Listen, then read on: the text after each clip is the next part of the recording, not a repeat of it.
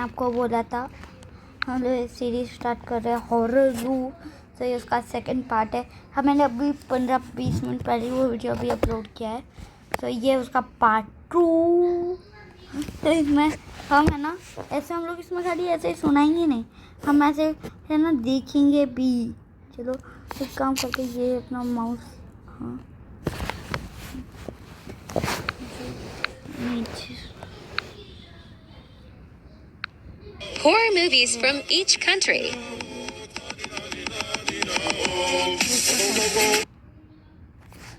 चलो यो गौरव कटारे, मैं भी गौरव ही हूँ। काम करता हूँ, इसको ये तो नीचे में रख देते हैं।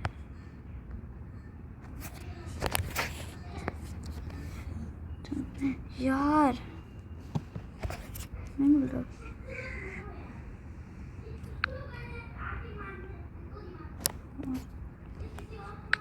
करेक्ट ही तो है। फर्स्ट वाले किसी के घर के बेसमेंट में मिलती है एक डीमन डॉल, तो किसी का घर पूरे के पूरे कब्रिस्तान के ऊपर बसा हुआ है। एक ऐसी बिल्डिंग जिसके बेसमेंट में एक ऐसा इंसान रहता था जिसके बारे में कोई नहीं जानता था, मतलब एक सीक्रेट अंडरग्राउंड रूममेट। और एक घर जिसके बेसमेंट में थे हजारों लाखों करोड़ों बिच्छू, वो भी जिंदा। एक ऐसा इंसान जो सालों से बेसमेंट में रहता आया है और वो इंसानी भाषा नहीं बोलता। और एक ऐसे नन का सिर जो कि लोगों को खुदाई के दौरान एक चर्च के बेसमेंट में मिला था। तो समझ ही गए होंगे कि आज के इस वीडियो में हम चलने वाले हैं बहुत सारे घरों के ऐसे बेसमेंट्स में जहां पर इंसानों को मिली थी बहुत ही ज्यादा स्कैरी और क्रीपी चीजें। तो अगर आप आई थिंक इतना डराना भाई, ये दुनिया के सारे बेसमेंट्स में पाई गई सबसे ज्यादा क्रीपी चीज है, क्योंकि आप खुद देखिए कौन ही ऐसा बच्चा होगा जो ऐसी डॉल के साथ खेलता होगा जिसकी हड्डियां बूढ़ी हो चुकी हैं, अलग से नसें दिखाई दे रही हैं, बाल सफेद हैं, दांत टूटे हुए हैं। आई थिंक ये दुनिया की सबसे ज्यादा डरावनी गुड़िया है। और मेरे दिमाग में तो बस ये सवाल आ रहा है कि ऐसी गुड़िया आखिर कोई क्यों बनाएगा? ये वाकई में कोई डॉल है या फिर कुछ और, या इस डरावनी सी गुड़िया के पीछे कोई बहुत ही गहरा राज छिपा हुआ है? क्योंकि ये केवल डरावनी दिखती है, ये बात इसको क्रीपी नहीं बनाती। इसके पीछे एक नाम लिखा हुआ था और बहुत से लोगों का ये मानना है कि इस नाम को 3 बार बुलाने से ये डॉल शायद जिंदा हो सकती है। खैर इस बात का तो कोई प्रूफ नहीं है, लेकिन जिस बंदे के घर के बेसमेंट में डॉल मिली थी उसने इस डॉल के पीछे कार्व्ड किए हुए नाम के बारे में बहुत इन्वेस्टिगेशन की, लेकिन उस नाम के बारे में या उस नाम के किसी शख्स के बारे में कोई इंफॉर्मेशन नहीं मिली। आज तक पता नहीं चल पाया है कि वो डॉल कहां से आई थी और ऐसी डॉल किसने बनाई थी। और एक सबसे ज्यादा डरा देने वाली बात तो ये थी कि ये डॉल ऐसे ही बेसमेंट में नहीं मिल गई थी। इसे एक ब्लैक कलर के बॉक्स में बंद करके रखा गया था और इस बॉक्स को सिक्योर किया गया था ब्लैक मैजिक में यूज होने वाले बारीक धागों से। मतलब शायद इस गुड़िया का काले जादू से कोई संबंध है, या शायद इसके अंदर किसी की आत्मा बसी हुई है। थैंक गॉड कि मेरे घर में कोई बेसमेंट नहीं है। और अगर आपके घर में बेसमेंट है तो जरा उसकी एक बार सफाई करवा लेना किसी से, शायद आपको भी ऐसी कोई डॉल मिल जाए। और हाँ, गलती से भी ऐसी डॉल को छूने की या उसके साथ खेलने की गलती मत करना। लेकिन ये तो सिर्फ एक ऐसी डॉल थी। आगे मैं आपको बताने वाला हूँ एक ऐसे घर के बारे में जिसके बेसमेंट में मिले थे हजारों कंकाल और जिसे देखने के बाद उस घर के मालिक की हालत खराब हो गई थी।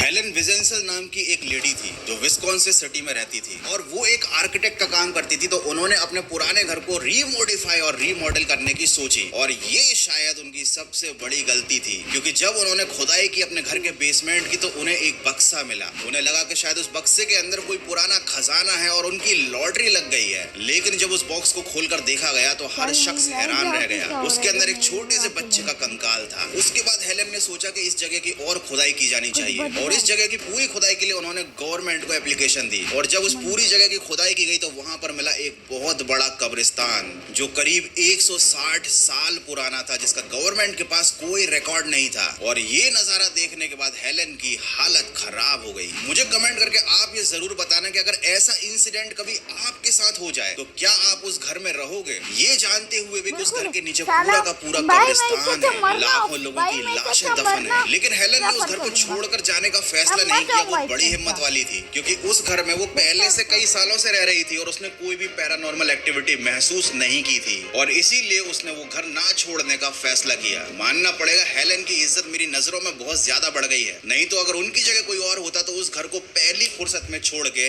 निकल लेता। लोग ये आले शुक्र आले आले हमेशा तेरे को ही देखने के लिए बैठे हैं ना। नहीं तो अगर उनकी जगह कोई और होता तो उस घर को पहली फुर्सत में छोड़ के निकल लेता। ओहायो यूनिवर्सिटी के कुछ स्टूडेंट एक अपार्टमेंट में रहते थे। ये एक पूरी 3 मंजिला बिल्डिंग थी और ये घटना है सितंबर 2013 की। इस बिल्डिंग के 3 मालों पर टोटल 15 और guys all shout out goes to Gaurav Katare extra.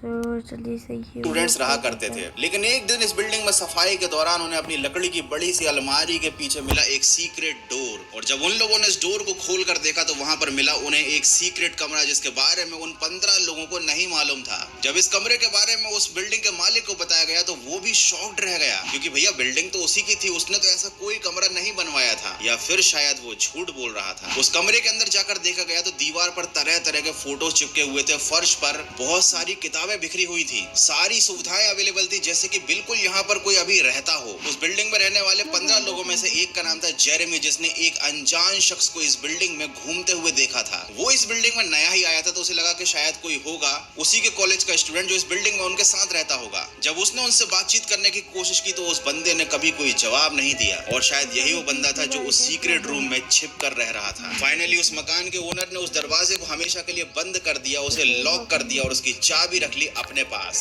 खैर मुझे तो ये किस्सा बिल्कुल भी डरावना नहीं लगा, क्योंकि भैया जो इंसान छिपकर रह रहा है, अपना किराया बचा रहा है, वो एक नंबर का कंजूस है, और ऐसे कंजूस लोग आपका क्या ही बिगाड़ लेंगे। खैर आपको क्या लगता है उस बिल्डिंग के अंदर ये सीक्रेट रूम किसने बनाया होगा, और आखिर वहाँ पर कौन रहता होगा, या शायद इस पूरी घटना के पीछे उस बिल्डिंग के ओनर का ही हाथ होगा जो इस सीक्रेट रूम के राज खुल जाने के बाद अनजान बनने का नाटक कर रहा है। तो भैया अगर आप स्टूडेंट है, अपनी सिटी से बाहर किराए से रूम लेकर रहते हैं तो रूम लेने से पहले उसकी अच्छे से एक बार जांच कर लेना। वहाँ अगर कोई पहले से भारी अलमारी रखी हुई है तो उसको एक बार हटा कर देख लेना, क्या पता उसके पीछे कोई सीक्रेट डोर हो, और रात में उस सीक्रेट डोर के पीछे से कोई आपके रूम में घुस सकता है। लेकिन केवल इंसान ही ऐसी चीज नहीं है जो खतरा पैदा करते हैं, कुछ चीजें ऐसी हैं जो आपके ही घर के नीचे रहती हैं और आपको बहुत ज्यादा नुकसान पहुंचा सकती हैं। हाँ ये देखो, ये हमारी ऐसी अलमारी है, उसको हटाने के हैना एल्कॉन नाम के एक यूजर ने इस वीडियो को YouTube पर अपलोड किया था। उनके अनुसार जब उनके घर के बेसमेंट की खुदाई की गई तो पता चला वहाँ पर एक सीक्रेट फ्लोर था, और उस पूरे फ्लोर पर गैस करो क्या था,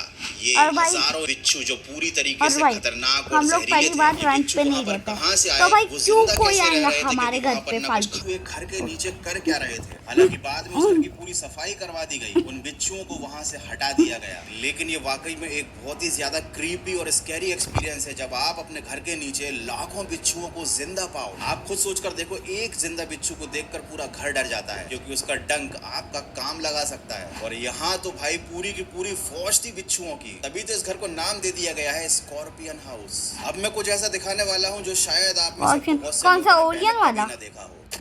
कौन सा वो ओरियन वाला लास्ट स्कॉर्पियन क्या?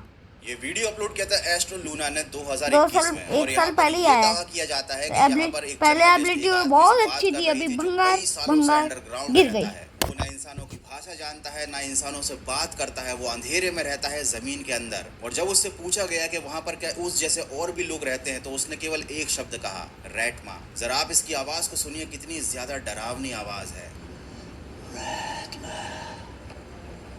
और ये जवाब देने के बाद वो इंसान उस जर्नलिस्ट की तरफ देखकर बहुत ही खतरनाक तरीके से मुस्कुराया और उसके मुंह से एक अजीब सा काला लिक्विड निकलने लगा। ये वीडियो मुझे थोड़ा सा डाउटफुल लगा, तो मैंने इसके बारे में थोड़ी सी और रिसर्च की, क्योंकि भाई ये तो एक ऐसी घटना है जो वाकई में बहुत ज्यादा स्कैरी और पैरानॉर्मल है। उस इंसान का बिहेवियर बहुत ही ज्यादा अननेचुरल था, और बाद में इन्वेस्टिगेशन करने के बाद मुझे पता चला कि भाई ये तो एक मूवी का सीन था। इस मूवी का नाम है VHS 94, और ये रैट मैन और अंडरग्राउंड सिटी में रहने वाले लोगों के ऊपर बनाई गई थी। और इस क्लिप में वो आदमी रैटमा नहीं बल्कि रैट मैन बोल रहा था, क्योंकि इसी टॉपिक के ऊपर ये मूवी बनाई गई थी। ये वीडियो तो फेक निकली, लेकिन इसका राज खोलने के लिए 1 लाइक तो बनता है।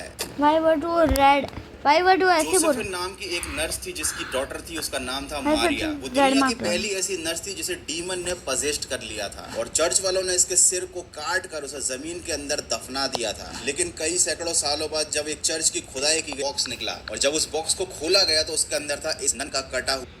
भाई मैं ऐसे मेरा घर अभी छोड़ रहा हूँ अभी उसके ऊपर बैग पड़ा है, अभी सब अंदर डाल देता हूँ, सब लेके भाई भाग जाओ इधर से। भाई यार मेरी चड्डी फट रही है इधर, यार मैं क्या बोलूँ, शब्द नहीं है मेरे पास। यहाँ पर क्या हो रहा है, मेरी दुनिया हिल चुकी है।